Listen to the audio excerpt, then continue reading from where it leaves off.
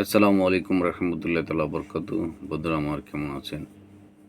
মহান রব্বুল আলামিন আহকুম হাকিম মাউদমালা পরদিকার মালিক সকল কিছু সৃষ্টি করেছেন প্রেমের মধ্যে পড়ে, ভালোবাসার মধ্যে পড়ে।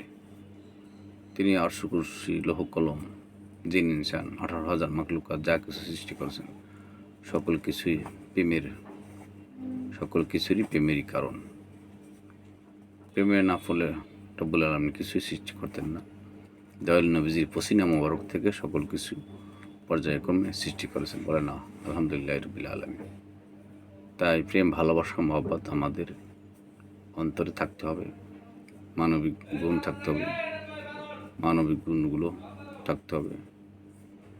মানবিক দিক নিয়ে আমরা যেন সামনে এগিয়ে যেতে পারি, সকলের পাশে থাকতে পারি, সকলের পাশে থেকে যতটুকু সাহায্য সহযোগিতা করার ততটুকু আমরা যেন করতে পারি।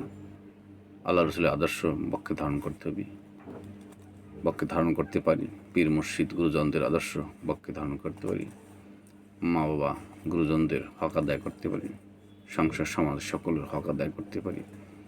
এবং আমরা যে সমস্ত কর্ম রয়েছি, যেই কর্মে থাকি না কেন, সেই কর্মগুলো যেন আমরা বাস্তবায়ন করতে পারি এবং সুন্দরভাবে সম্পাদন করতে পারি।